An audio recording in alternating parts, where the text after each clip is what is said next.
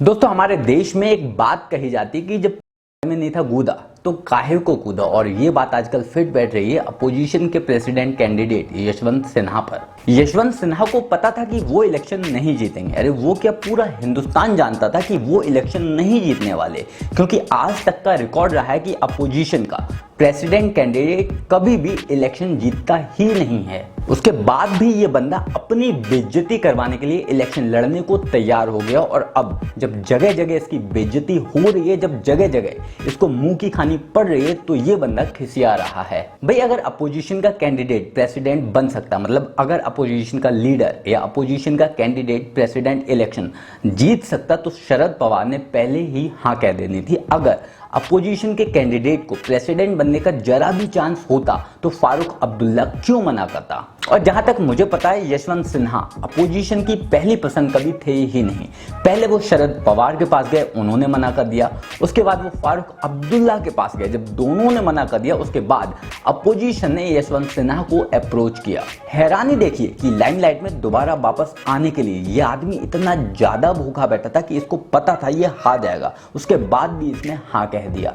BJP का बड़ा नाम, केंद्रीय मंत्री और एक से एक बड़े पद पर रह चुके यशवंत सिन्हा को 2018 में बीजेपी ने जबरदस्ती रिटायर कर दिया था। और रिटायर करने की वजह ये थी कि कुछ साल पहले इन्होंने ही ये कहते हुए अपने बेटे का टिकट मांगा था कि अब मेरी उम्र हो चली है, अब मुझसे राजनीति नहीं होती और मेरी जगह नई उम्र के लोगों को मौका दिया जाना चाहिए।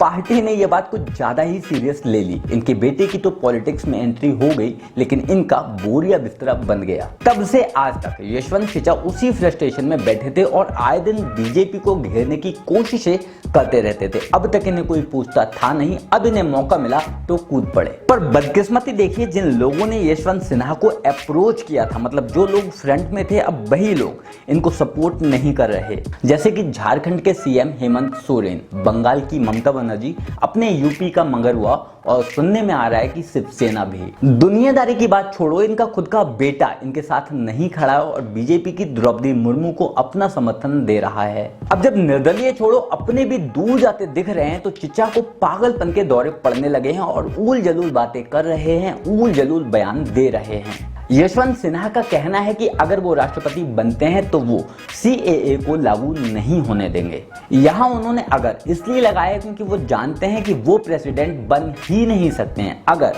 कोई भी निर्दलीय बीजेपी को समर्थन नहीं करता और पूरा अपोजिशन पूरी ईमानदारी के साथ यशवंत सिन्हा के साथ खड़ा रहता, तब भी वो प्रेसिडेंट नहीं बन पाते। लेकिन अगर मान भी लेते हैं कि वो प्रेसिडेंट बन जाते हैं, हाइपोथेटिकली ही सही, लेकिन मान लेते हैं कि वो प्रेसिडेंट बन जाते हैं, तो भाई कैसे रोकोगे सीए को लागू होने से? कौन से नियम लगाकर रोकोगे? ऐसी कौन सी पावर यूज करोगे जिससे संसद में बना हुआ कोई भी कानून या लॉ रुक जाएगा? पहली बात तो राष्ट्रपति के पास ऐसी कोई अथॉरिटी होती नहीं, और बाई चांस मान लो अगर होती भी तो हिंदुस्तान के लोग और खासकर हिंदू अब जाग चुके हैं।